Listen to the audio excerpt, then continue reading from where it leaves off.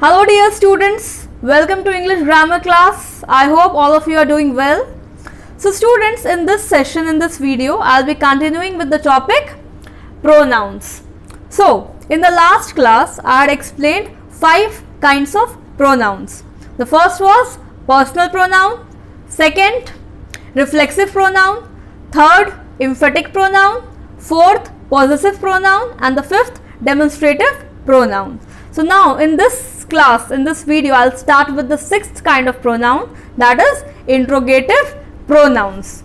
Now what do you understand by interrogative pronouns? So students, interrogative pronouns, they are used to ask questions. So the pronouns or the words that are used to ask questions are called as interrogative pronoun. And some of the interrogative pronouns are who, whom, whose, what, whichever, etc. Means whatever words are used to ask questions, they are called as interrogative pronouns. For example, who is calling me? What do you want? What is your name? Which of these sweets do you want? Any type of question. It may be any type of questions. So whatever questions are, whatever pronouns are used in order to ask questions, they are called as interrogative pronouns. Now students, I'll tell you that where do we use certain pronouns, certain words. For example, who, when, whose. These words, these are used for asking questions about persons. Whenever we are talking about persons, or whenever we are asking questions about persons, then we use who, when, whose. Now what? We use what for asking questions about things. Whenever we are asking any question about things or objects, then we use what. So I hope that this much is clear to everybody about interrogative pronouns. Now students, let's move to the 7th type of pronoun, that is relative pronouns.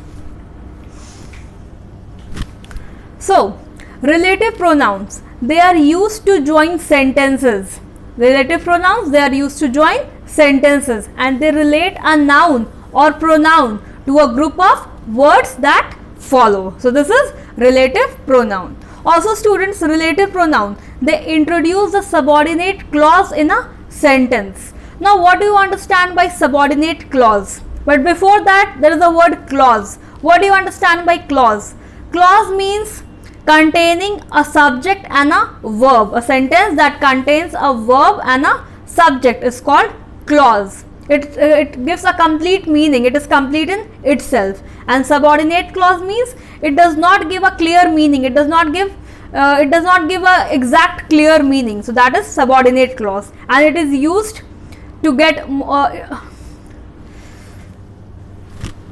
and subordinate clause is used to give more information about the sentence. So this is the meaning of subordinate clause. So what do you understand by relative pronouns?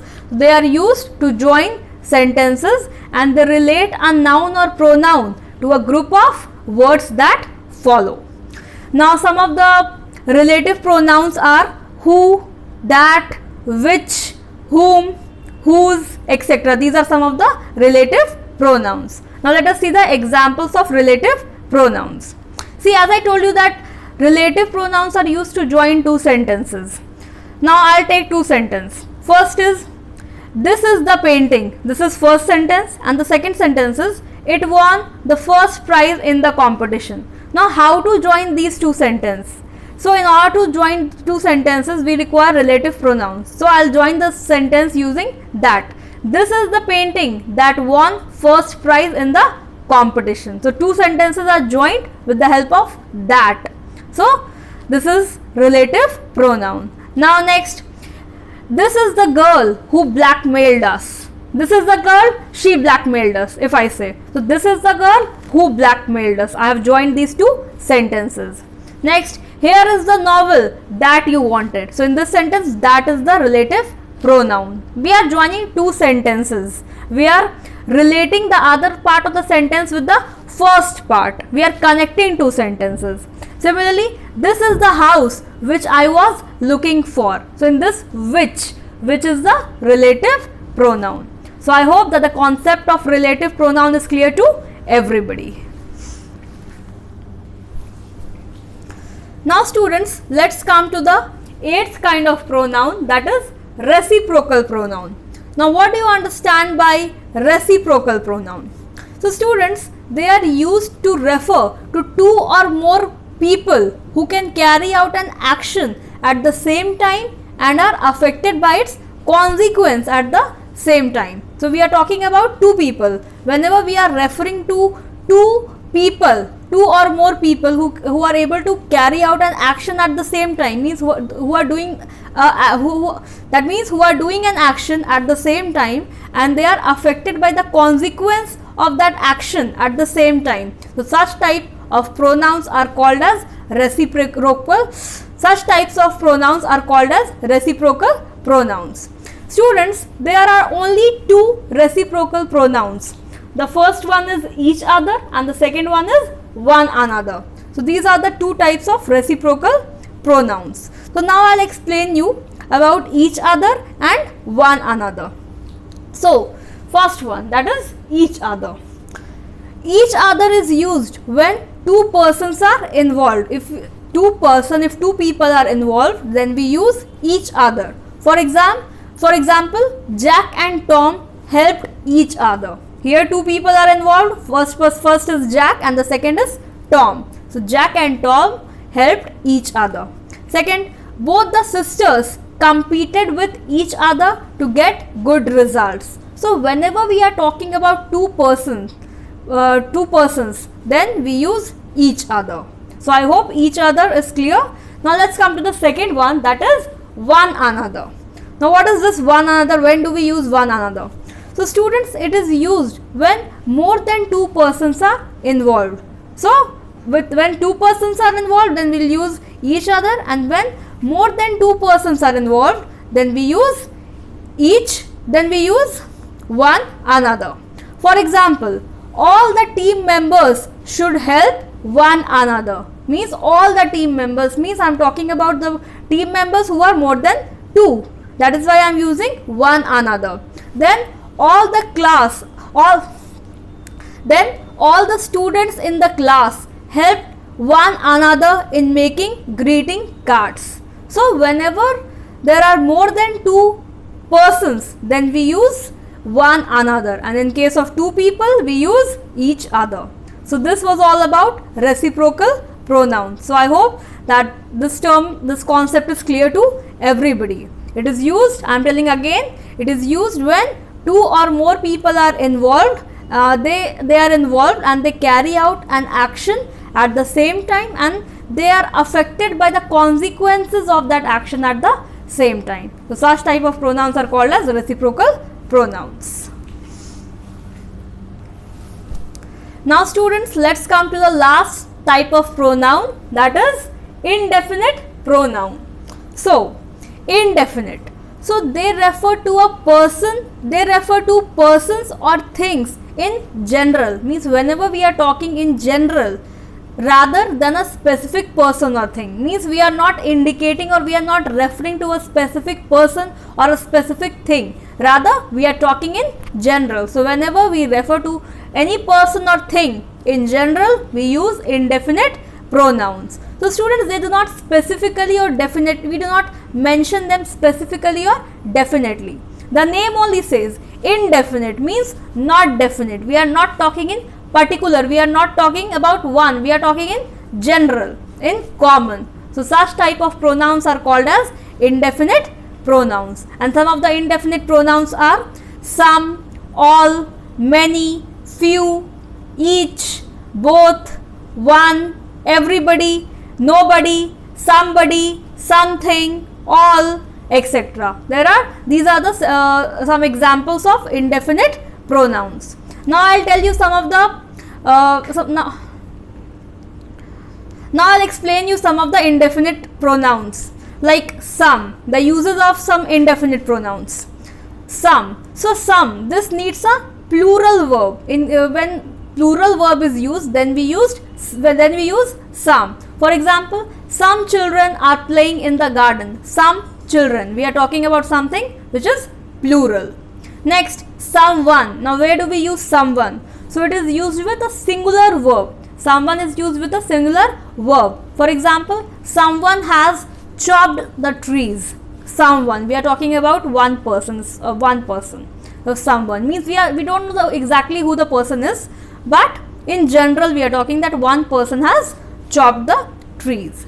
Next, something. Then something is also used with singular verb. For example, something is fishy. We say like that, something is fishy. So something is used with singular verb.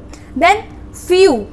Students, few is used with plural verb. For example, few came to the party last night. Few came. We talk with whenever we are referring to something that is plural, it comes with plural verb. So few is used with plural verbs.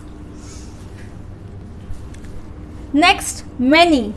Students, many, we use many with plural verb. For example, many of us saw the movie. Many of us. Whenever we are talking about something plural, then we use many. Then all. We use all with plural verb. For example, all of you can play this game. Whenever we are talking about something that is plural, whenever we are denoting a plural verb, referring to a plural verb, then we use all. So I hope that these were some of the. So students, I hope that the usage of a few indefinite pronouns are clear to everybody. So I have explained you all the 9 kinds of pronouns. Now students, I'll just summarize this chapter. I'll explain you about the singular and plural of all the 9 kinds of pronoun with the help of a chart. So as you can see, there are 3 columns. First is kinds of pronouns, second is singular, and the third one is plural. So I'll explain you the singular and plural of all the 9 kinds of pronoun. So first, as you can see, first one is personal pronoun.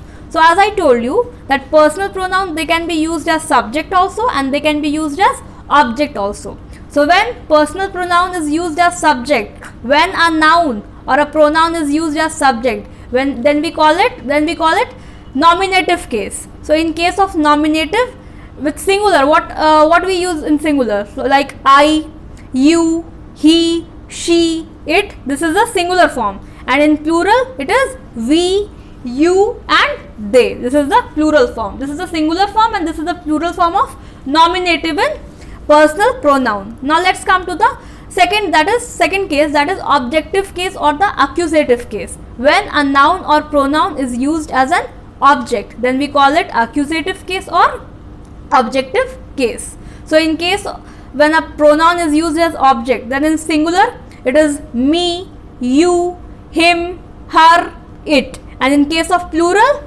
us, you, they, in case of plural. So this was the first pronoun, that is personal pronoun. Now let's come to the second pronoun, that is reflexive pronoun. So in case of reflexive, what are some of the reflexive pronouns in singular form? Myself, yourself, himself, herself, itself. These are the singular forms, singular number. Now if we have to change this singular into plural, then ourselves, yourself will turn into yourself, them itself will turn into themselves. So this is the singular form of reflexive pronouns. Now let's come to the third one, that is emphatic pronouns. So some of the emphatic pronouns are myself, yourself, himself, herself, itself, and the plural form of these emphatic pronouns will be ourselves, yourselves, and themselves. So I hope that till here it is clear to everybody. Now we shall move to the fourth type of pronoun, that is possessive pronouns. So what are some of the singular possessive pronouns? Mine, yours, his, hers, its. These are some of the singular possessive pronouns. Now if we have to change these singulars into plural, then what we will do? Your will turn into yours, ours, theirs. These are the plural form of the possessive pronouns. Now let's come to the fifth one, that is demonstrative pronoun. So in singular, this and that will be used, and in case of plural, those and these will be used. Next, sixth, interrogative. So students, in case of interrogative pronouns with persons, with person we use who, whom, whoever, whomever, whose. And in case of things, for things we use which, whichever, what, whatever. Now let's come to the seventh type of pronoun, that is relative pronoun. So in case of relative pronouns with persons we use who, whoever, whom, whomever, whose. And with things or with objects we use which, whichever, what, whatever, that. These are some of the relative pronouns used for persons and things. Now let's come to the eighth one. So the eighth one is reciprocal pronouns.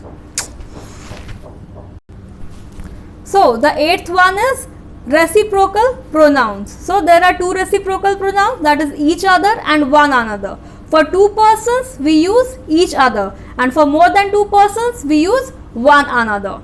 Now let's come to the last type of pronoun, that is indefinite pronouns. So some of the indefinite pronouns are all, some, many, one, two, three, and so on. Then everybody, nobody, nothing, few, none, anything, something, everything, both, each, either, neither, and etc. So these were some of the indefinite pronouns. So I hope that this complete chart is clear to everybody, and all the 9 kinds of pronouns are clear to everybody. So I hope that this class will prove fruitful for you people, and we'll meet in the next class with the next chapter. Till then, please revise your lessons, work hard, do all the exercises given in your book. Thank you so much. Stay safe.